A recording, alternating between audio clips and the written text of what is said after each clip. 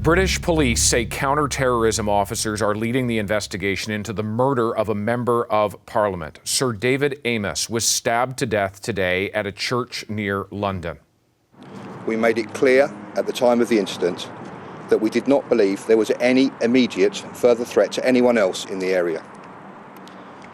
It will be for investigators to determine whether or not this is a terrorist incident. But as always, they will keep an open mind. The 69-year-old Amess was attacked and killed during a meeting with constituents. A 25-year-old man was then arrested at the scene and a knife has been recovered. Police gave no immediate details on the motive for the killing of the long-serving MP.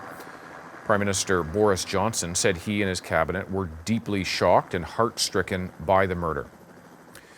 Andrew Percy is a Conservative MP and he is in London this evening. This is an awful day to be speaking to you, Mr. Percy, but thank you certainly for your time. Sir David. Actually, I mean, it's just... Yeah, no, go ahead. No, I said, yeah, I mean, it's absolutely terrible what's happened today, but, you know, happy to join you because obviously we don't want these events happening again. You had known Sir David Amess since you were first elected in 2010. I mean, what can you tell us about him? Well, he'd been there a number of years. I think he first was elected in '83, but he was one of those members who was so welcoming and friendly of new members, such as back in 2010. He was, you know, as everybody who's come, I mean, you know, when anything tragic happens, people always say very nice things. But in this case about Sir David, they were genuinely deserved as well. He was, you know, always had a level of cheerfulness that, you know, many in politics struggle to maintain. And for a new member coming in back in 2010 was incredibly friendly. Also really interested in where you were from, you know, what your history was, what you were interested in, you know, and then on our benches was, you know, a dedicated backbencher, just committed to animal rights, to certain health conditions, in promoting better diagnosis and care of those. So, you know, he's one of those who was just a really decent, hard-working backbencher. We don't know everything at this point about what happened. We do know some things. The 25-year-old man who's now been arrested on suspicion of murder, the knife that was recovered. What we don't know about is the motive. We know sort of what was happening at that moment, that Sir David was meeting with constituents, as happens every week at those constituency offices. Is there anything more that you know?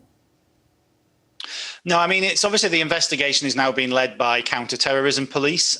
We don't yet know, it hasn't been confirmed whether there's a terror element to this. They've released some further details on the 25-year-old who's arrested. But, you know, Sir David was doing what lots of us do on weekends, which is we hold these things called surgeries. We call them constituency surgeries, where you rent out a local church hall, village hall, parish hall for a few hours and invite constituents to come and raise issues. It's one of the great traditions of the British political system of being accessible to constituents in that way. And he was just doing what lots of MPs would have been doing today. And, you know, as I say, all we know up to now is that counter-terrorism police are now investigating. And it was obviously a just very, very tragic set of circumstances. Can we talk about just sort of the security situation here? This is not something where Sir David Amess would have had police alongside him as a regular member of Parliament. But this is now the second killing of a member of Parliament in the past 5 years, following the murder of the Labour MP Joe Cox in 2016. I know that the Home Secretary has now asked police forces to review security arrangements for MPs with immediate effect. But what does this broadly say, do you think, that you've had 2 murders in the span of 5 years of members of Parliament? Well, I don't think there's a member of Parliament who hasn't had threats to their family, death threats. I've had to get restraining orders against people. You know, my constituency neighbour just a couple of weeks ago received an anonymous letter from an anti-vaxxer informing her that they knew she had a child and they knew which school her child went to. You know, sadly, you know, all of us have been on the receiving end of this, and I'm sure that's the same for our colleagues in the Canadian House of Commons as well. Security was beefed up following the death of Joe Cox back in 2015. We've all got personal panic buttons and police alarms in our houses, and our constituency staff are protected by the same things. And we have, as I say, controlled entry systems and all the rest of it. But at the end of the day, if somebody turns up at a constituency office asking for help and, they sound plausible, of course, we're going to let them in. Of course, we're going to make an appointment to speak with them. So there are limits to what you can do, beyond simply not meeting members of the public. And one of the great traditions of, the British parliamentary system is that we get out there and we meet our constituents at weekends. And in some respects, you're a sitting target. So, there is going to be a review. The Speaker will presumably say more about that. But, unless there's personal security provided, which I don't think a lot of MPs would welcome, how you guard against, what are these very rare incidents, but sadly have become more, certainly the threats have become more prevalent in recent years, is a conundrum, really. And, people will always get access to their MP, and that should be the case. You say the threats have become more prevalent in recent years. Why?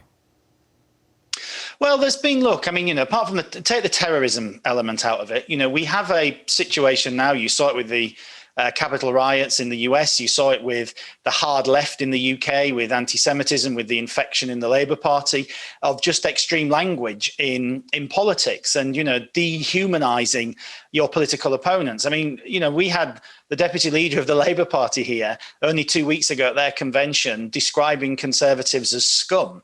And, in democratic systems, and there's no suggestion that's had anything to play today, but we've got this more extreme language, both on the far left and on the extreme right, and even indeed, sadly, among some mainstream politicians. You only have to look at what certain elected officials have said not too far from you in recent months and years. We just have a buildup of more extreme and more aggressive language and a dehumanization of people on the other side of politics. And, that's always been the case at the extremes, but it's sadly made its way into the mainstream.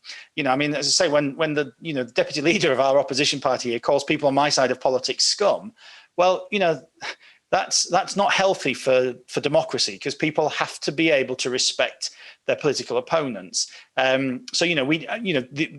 may well be terrorist related. That's in a slightly different box. But we've just seen this increasingly extreme language. You've seen it with anti-vaxxers as well. And that is, manifesting itself in threats to members of parliament on a whole range of, political issues, vaccines being one recently. It's a very dangerous state of affairs for those of us who, cherish democracy. Yeah, I think about back to when Joe Cox was killed 5 years ago, killed by somebody who had been radicalized on the far right, by the far right, and had come to occupy the far right.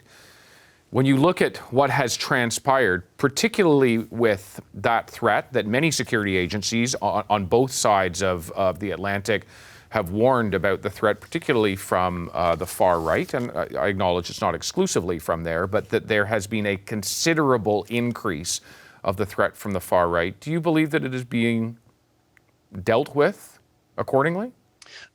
Well, it's coming from all quarters. It was, in my time in Parliament, we've had Islamic terrorist attacks on Parliament as well. We've had a number of, attacks on the tube system here and on members of the public from that element as well. So, it doesn't belong to any one side of the extremes, sadly. But Joe Cox's was a far right attack. We're not clear yet what the motive was today, but there's been there's increasing activity, to be perfectly honest, on the far left and the far right, and both of them are very dangerous. Whether that's people attacking politicians or attacking property or violence on the streets, and is a problem governments are going to have to get to grips with, because there are a group of people in all of our countries, and it's the same in Canada, it's no different to here in the UK, who, thanks to a lot of the online activities that take place, are vulnerable to being radicalized by the extremes. And I'm afraid that seems to be a problem that's getting worse at the moment, and nobody seems to have the answer to that. But and they are pinning themselves on certain issues, as we're seeing at the moment with the anti-vaccine movement here, and I know over there. I was only in Canada recently and saw some of that myself. It's an issue governments are going to have to get to grips with, but it's also very difficult because a lot of this is taking place in the darker recesses of the internet, and that's very, very hard for any of us to police. Andrew Percy, again, our condolences, and thank you very much for your time tonight. Pleasure. Thank you. Hi, I'm Vashi Capellos, host of Power in Politics. See more of our show by subscribing to the CBC News channel or click the link for another video.